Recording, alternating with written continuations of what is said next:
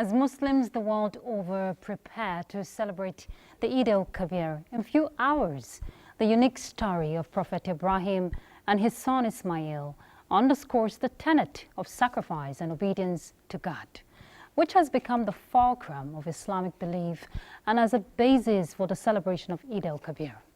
As part of the tradition, Muslims make sacrifice with the slaughtering of ram and shared equally between family, friends, and the poor. Today is also of significance for the Muslim Ummah, the day of Arafat, which is the 9th day of Dhul Hijjah, the 12th and final month of the Islamic calendar.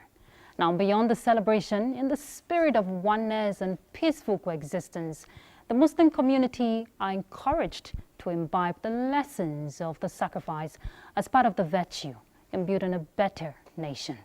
Islamic scholars have urged believers to ensure the blessings of the day are shared, irrespective of religious affiliations, to bring joy and relief to those in need and to strengthen the bonds of brotherhood in their communities.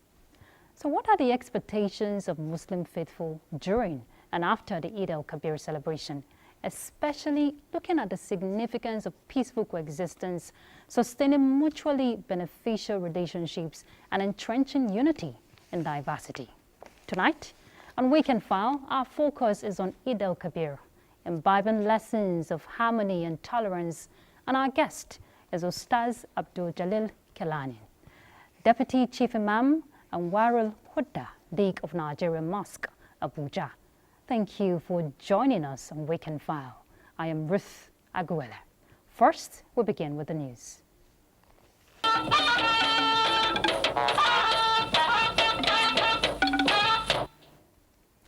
President Bola Tinubu extends his warm congratulations to His Excellency President Cyril Ramaphosa of South Africa on his re-election. The president also congratulates the people of South Africa on the peaceful and successful conduct of the general election. While wishing President Ramaphosa a successful term in office, President Tinubu calls for the strengthening of bilateral ties between Nigeria and South Africa as strategic partners in Africa for the overall advancement of the continent. In other news, President Bola Tinubu celebrates with the Muslim Ummah on the joyous occasion of Eid al-Kabir, an event that denotes sacrifice, faith, and obedience to the will of the Almighty Allah. The President calls on citizens to spare a prayer for the nation for continuous peace and stability, while working according to the purpose in promoting unity, peace, and progress. The President acknowledges the sacrifices that Nigerians have made in the past 1 year, as his administration sets the nation on a firm pedestal of growth and development. The President reassures Nigerians that his administration is prioritizing their physical, social, and economic security and will not relent on this noble endeavor. President Tinubu wishes Nigerians happy Salah celebrations. Similarly, President of the Senate, Godswill Akpabio, also congratulates the Muslim Ummah on the occasion of this year's Eid al-Kabir celebration. The Senate President said Eid al-Kabir signifies sacrifice and joy, advising Nigerians to make the necessary sacrifices for a better tomorrow. Also, Speaker, House of Representatives, Tajuddin Abbas, congratulates Muslims as they mark Eid al-Kabir. Speaker Abbas, in his congratulatory message to Muslims, said the celebration is about total submission to higher authority, sacrifice, and charity, just as he urged Nigerians to imbibe these virtues in their daily lives. About 2 million pilgrims have observed the 2024 Arafat Day, which is today, climaxing the year's pilgrimage to Mecca. Correspondent Jamilu Ibrahim, who is among the Nigerian contingent, reports on the annual spectacle, which attracts representation from across the globe. This is the Mount of Arafat. It is located about 20 kilometers southeast the holy city of Mecca. It is around this vicinity that Prophet Muhammad, peace be upon him, delivered his farewell sermon more than 1,400 years ago. About 2 million Muslims from across the globe are converging on this vicinity, climaxing the 2024 Hajj exercise.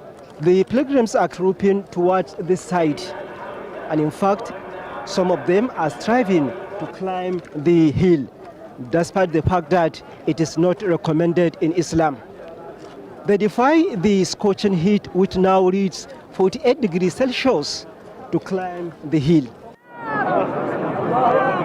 There's no need of anybody climbing the Mount of Arafah, so it's not part of Hajj rites, but you cannot stop them.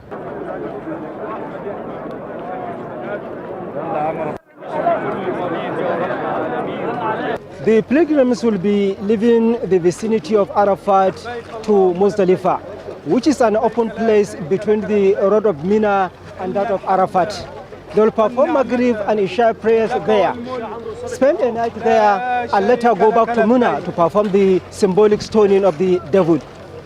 From Arafat in the Kingdom of Saudi Arabia, Jamilu Ibrahim, NTA News. Well, for those who can go to Makkah, they may want to go to neighboring states in the country, just as the Eid al-Kabir festivities set in. But we hear many residents of the Federal Capital Territory, Abuja, are eagerly planning to reunite with their loved ones.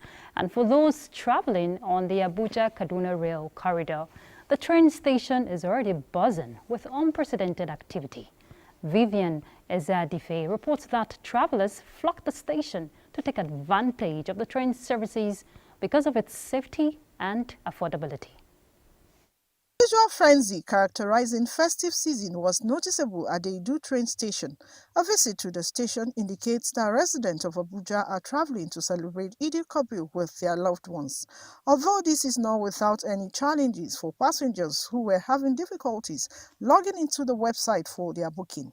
By the time I logged in, I saw there were just 4 tickets left. So I told my son to purchase his and I would purchase mine with my daughters. But before I knew anything, they said the tickets were finished. No, I don't really have any experience other than booking. Booking is always the problem. However, the fares of the train services remain the same depending on one's choice. Train is more easier and train doesn't run on gallop. I prefer to travel by train. Number one is that the road is still not okay. Well, I feel train is still safer, despite the derailment. It's something that happens once in a while. We hope it will not happen again. You can see passengers are embarking on the train to Kaduna, and we wish them safe trip, but all they want from government and relevant authorities is to put measures in place to protect the tracks from being damaged by vandals. From Idu train station, I am Vivian Ezadifi. Thank you, Vivian. And on the roads, Court Marshal Federal Road Safety Corps, Shehu Mohammed, has expressed displeasure at some motorists who still disregard road safety rules on the highways. This he observed when he visited the Zuba area of the FCT to see firsthand for himself the level of road safety compliance by motorists. Let's hear from Oyeyemi Ajayi. An unusual visit to the Zuba Central Motor Park by the Corps Marshal, Shehu Mohammed. But this time around, no time for talks or sitting down. Rather, it is time to act on the enforcement of the Corps' plan for the Eid al-Kabir celebration, not leaving out enlightenment. Here comes the first scapegoat, a driver carrying goods and passengers, an act the Corps had frowned at over time. Though the driver was eventually released, but without the passengers. I'm here with my very senior officers to support our men on patrol so that we can see, we can hear, we can feel what they used to feel while on patrol. So that when we go back, we assess, we evaluate, and see how we can find solution to their operational challenges. Yes, we have observed that, especially here in Zuba, Abuja side, the motorists are still taking 2 passengers in front, which we have vehemently, kicked against it. When we go back, we are still going to call the leaders so that we meet and see how we can stop this ugly trend. He called on motoring public to obey all traffic rules in order to ensure safety on the highways, while charging officers on the roads to be more proactive in their responsibilities and make use of all necessary measures put in place by the Corps to ensure effective road management. Oyeyemi Ajayi, NTA News. President Bola Tinubu has approved the appointment of Ayodeji Ario Belei as the Director General of the Bureau of Public Enterprises. Belei is a renowned financial expert and award-winning chartered accountant. He is a fellow of both the Institute of Chartered Accountants of Nigeria and the Chartered Institute of Taxation of Nigeria. He was the board chairman of the Federal Mortgage Bank of Nigeria and Commissioner of Finance in Lagos State from 2013 to 2015. The president expects the new Director General to bring his vast experience and competence to bear in this role to strengthen the agency. Kano State government, we hear, is to appeal the judgment of a federal high court on alleged breach of fundamental rights of the 15th Emir of Kano, Aminu Ado Bayero. Attorney General of the state, Haruna Isa Dederi, disclosed this while briefing newsmen at the Kano Government House. Abdullahi Mustafa will tell us more. Issues surrounding the Kano Emirate Law Repeal Act 2024 became a matter of litigation at various courts. In its recent ruling, a Kano Federal High Court granted praise of Aminu Ado Bayero against an alleged breach of fundamental human rights by Kano State government. The government, however, through the Attorney General Haruna Isa Dederi, expressed dissatisfaction with the court's position. No fundamental right of the former emir was infringed upon. First, no one forced him into Gidan Nasarawa belonging to the government of Kano State. He went in there and stayed there on his own volition, accompanied by security guards. Therefore, no one put him under house arrest. Government, he also disclosed its concern with the politicization of the matter and attempts to cause chaos in the state. Our 2024 Emirates Repeal Law went through the entire gamut of legislative processes, took several days, went through the 3 readings, and was passed and assented to. The Attorney General restated Governor Abba Kabir Yusuf's commitment to the rule of law. In Kano, Abdullahi Mustafa, NTA News. In other news, provision of houses, infrastructure, and sustainable energy supply have remained critical indices of the post-insurgency recovery drive in the second tenure of the Babagana Umar Zulum administration in Borno State. Mohammed Goni, in this special report, takes a look at the journey so far in the provision of these necessities as the state continues to bounce back. Peace continues to return to almost all parts of Borno State. The last 5 years of Governor Zulum administration has continued to witness building of mass housing across the state, considering the imperative of shelter to the well-being and stability of families as well as development of communities. Borno State government has in the last 1 year built 72 units of 3-bedroom flats in 12-block story building adjacent Ramat Polytechnic, as well as 500 units of houses along Kano Road and similar number of houses at Molai, both in Maiduguri and outskirts of the metropolis. Additionally, 500 units of houses have also been constructed in Kanduga town of Kanduga local government area, Nguroswe and Banki in Bama local government area, as well as Low Mani in Gala local government area during the period under review, in addition to those constructed in the first tenure of Governor Zulum administration. My government is committed to implementing the durable solution pathways for over 2 million citizens over the next 3 years, so that by April 2027, the 2.5 million displaced persons, 2 million of whom live in IDP camps, will be returned to their local government of origin. Infrastructures such as roads not only enhance social and economic development, but also decongest and adorn cities and townships, which inform the decision of the present administration in Borno State to, in the last 1 year, complete the second flyover along Kano Road and commence the third flyover along West End Junction, so also the underpass at Gamboru Market Junction that has been completed. The state government has also dualized major roads within Maiduguri metropolis and Jere local government area, as well as constructed more roads and drainages in Kandaga and Mafa, in addition to various roads and drainages completed or ongoing at both newly constructed housing estate or old ones within the metropolis and beyond. Provision of uninterrupted power supply remains a priority of the present administration in Borno State. Hence, the procurement and installation of 14 units of 500 kVA transformers at various locations within communities that include Maiduguri Metropolis, Jere, Mafa, Kandaga, Biu, Bayo, and Kwayakusar local government areas, among others. The state government in the period under review also procured and installed solar street light fittings at different locations and replaced old ones within the metropolis and Jere local government area. Electrification and connection of major towns to national grid is either completed or ongoing in at least 12 local government areas of the state, in line with the post-insurgency reconstruction process. In Maiduguri, Mahmoud Goni, NTA News. Prizes have been presented to this year's winners of System Specs Children's Day essay competition. Bolaji Akim reports that the first 10 winners from both junior and senior categories went home with various prizes, while the schools and states that produced the first position in both categories also received computers from the organizer. Cyberbullying. With the team protecting the Nigerian child from the dangers of online technology, the essay competition organized by System Specs is to enhance development and promote technology amongst Nigeria's future leaders.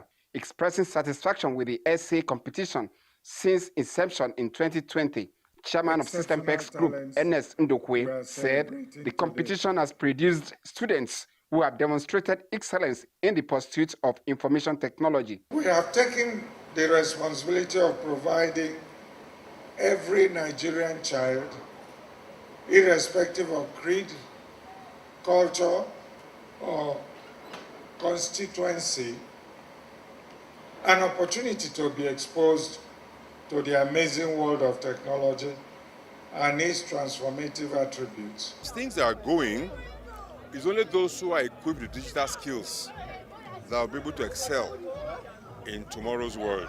We're looking forward to even greater times in terms of raising a new generation of capable and competent technology-enabled Nigerians. Each winner from both junior and senior categories went home with 1 million naira cash and a laptop, while the second and third positions got 750,000 and 500,000 naira respectively, as well as a laptop. There were also prizes for 4th to 10 positions. To the winners, the competition has increased their knowledge in technology and writing skills. I found this as an opportunity to help young Nigerian children around me, and I just expressed my mind on this competition, and surprisingly I won. I feel inspired and encouraged to enter for more competition for System, and I thank System Spec for giving me this privilege. Participating entries for 2024 edition were received from schools across the 36 states, including the Federal Capital Territory. In Lagos, Bolaji Akim,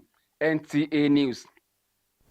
President Bola Tinubu extends heartfelt condolences to Chief Emeka Anyanko, the Kasumu, Williams and Coker families over the passing of Chief Adekunle Olasebikon Kasumu. The late Chief Kasumu is the brother of the wife of Chief Anyanko, Mrs. Olubumi Anyanko. The president extols Chief Kasumu as a remarkable individual who made significant contributions to family, community, and society. President Tinubu fondly recalls that the deceased late mother, Chief Elfrida Williams Kasumu, was an intimate friend of his mother, Alaja Abibatu Ashabi Mogaji. The president also commiserates with the widow of Chief Kasumu and the entire family and assures them of his support in this time of mourning. The president prays for the repose of the soul of the departed. All right, we'll take a break now. When we come back, our conversation will be on Eid al-Kabir, imbibing the lessons of harmony and tolerance. Stay tuned.